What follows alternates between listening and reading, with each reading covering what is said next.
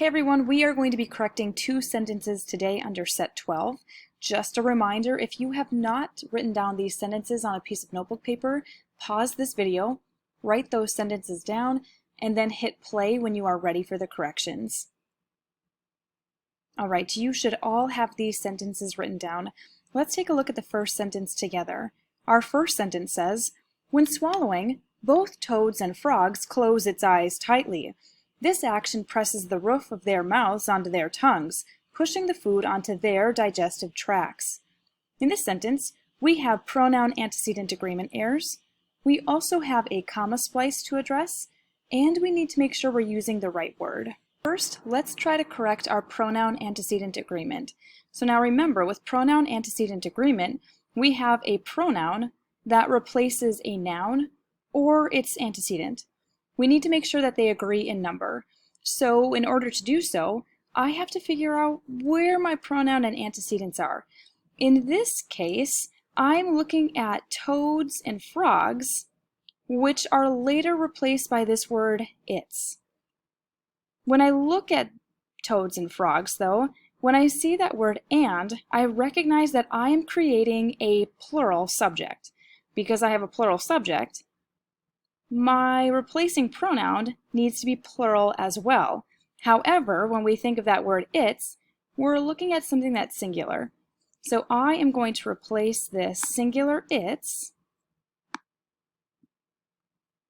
with the plural their. That takes care of my pronoun antecedent agreement error. Next, I'm going to address the comma splice. Now remember, a comma splice is a comma that's acting as a period. However, a singular comma is not strong enough to hold two independent clauses together. We need to use different punctuation. My comma splice actually takes place after this word tightly, before the word this. I know so because I've identified that this is one sentence and this is the beginning of a second. So I have a couple of options to fix this comma splice. I can either replace this comma with a period and capitalize the T in this, or I could simply replace this comma with a semicolon. Because that's a little bit easier for me on this format, that's the route I'm going to take.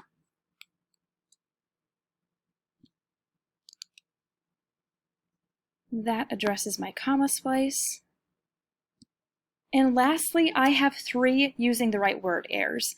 And I hope that you can identify them rather easily.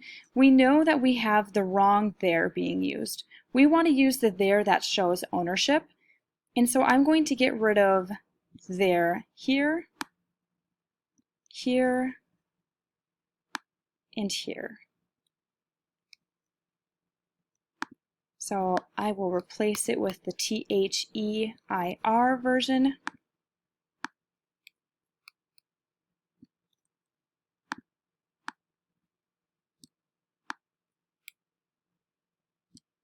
And again, I'm doing so because these words have to show ownership. It's their mouths, their tongues, and their digestive tracts.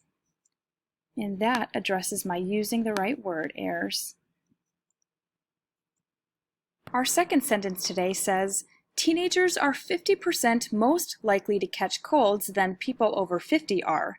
Also, people who are basically good are less likely to get sick than those who are run down." In this sentence, we have adverb form errors. We're also going to fix some abbreviation errors. We need to make sure we're using the right word.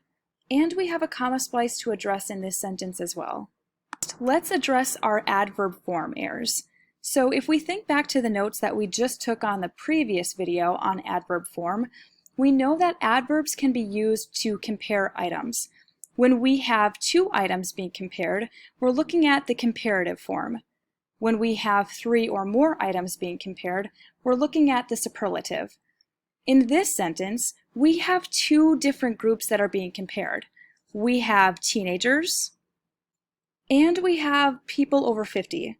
So again, we have two groups, so we should be using the comparative adverb. However, in our sentence, we are using the superlative most. So I am going to replace most with our comparative word more.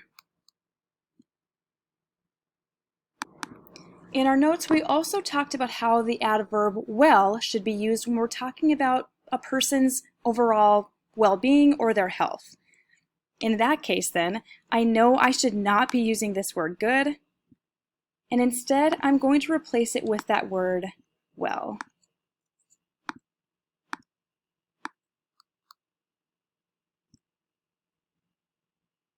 Both of those corrections address my adverb form errors. Next, let's look at our abbreviation. In this sentence, there's only one abbreviation being used, and it's that percentage sign. Using a percentage sign is not a terrible mistake to make in writing, but we do want to be as formal as we can, so I'm going to replace that percentage sign, and I'm actually going to spell out percent instead. That fixes my abbreviation error. I also have two using the right word errors, so I've used correct spelling, however I've used the wrong form of the word. The mistake there is that word then. Then should be used when we're talking about later in time. We should use the word than when we're making a comparison. Since we are in fact making a comparison here, I'm going to replace my thens with the word than.